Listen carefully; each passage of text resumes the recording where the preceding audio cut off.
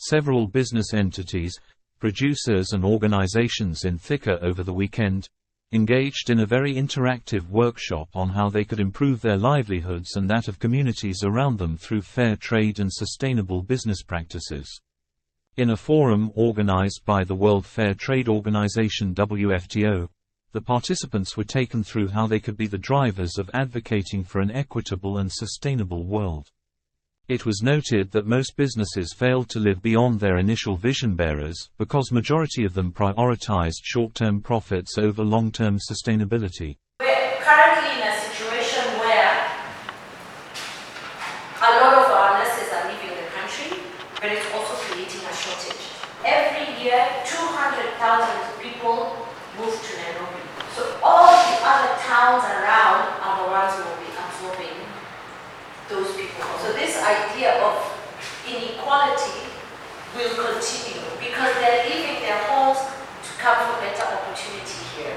The organizers encouraged the participants to embrace a fair, equal and inclusive economy that prioritized doing business that benefited both the people and the planet.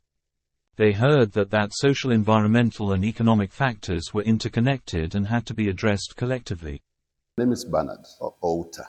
I work with WFTO, the Africa and Middle East region, as the regional director. We are talking about engagement with enterprises or businesses. How businesses can become or can integrate sustainability into their day-to-day running of these businesses.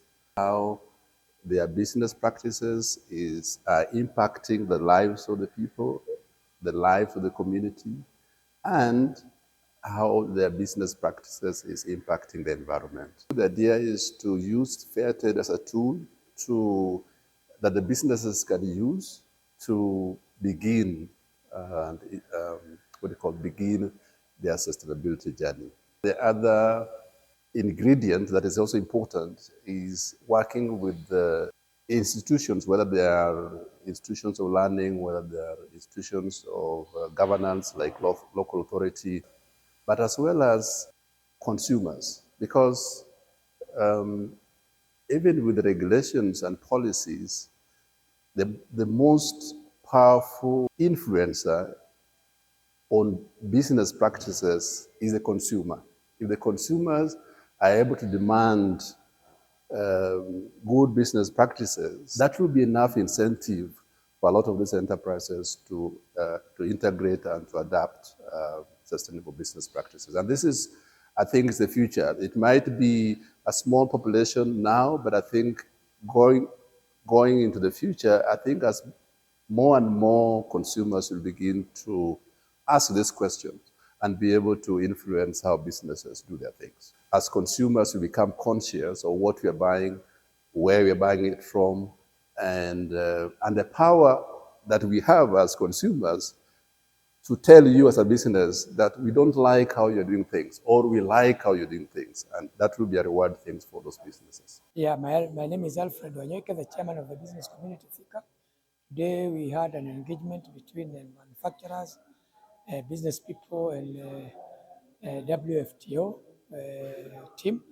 And today's event was an eye-opener because people have learned more about sustainable developments and how to run their businesses.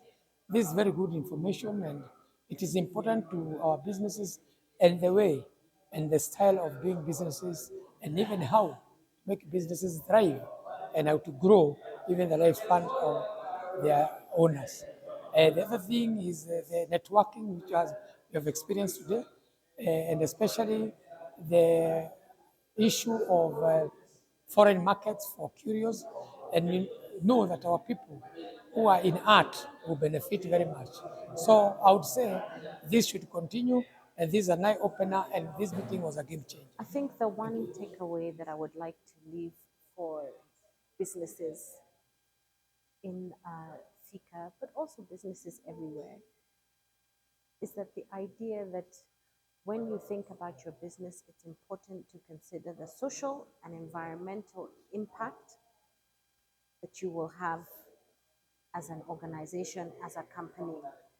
When we think about our economy and when we think about our own national development, businesses are a significant part of making that happen. So how we grow from a social and environmental perspective is also the responsibility of My business. name is Kigen Taimuge from Heavenly Treasures. We work with artisans who produce handicrafts, and we help them create access to markets for their products in the US. We have been part of fair trade for over 10 years, and I would like to encourage Thika municipality as they are working with their traders, as they are working with their business people around fair trade, to have a holistic approach in the way they engage the business people in this town. My name is Wawero Kirangi. I'm in waste management, that is correction and material recovery. Today we had a very good interactive session for fair trade, and whatever we were looking for is how we can achieve a fair trade for our town. And after the discussion, the key areas that has come is one, shall our business be sustainable for our future generation? Will our future generation meet, find our business that will be sustainable? And we have explored several ways. One is fair business practice, failure to exploit our customer, and also the support of one of our partners, that is the government, both the country and the national.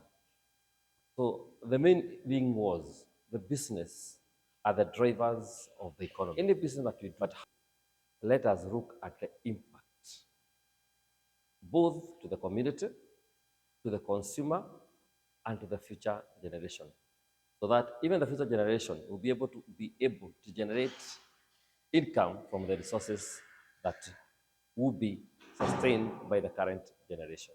Thank you.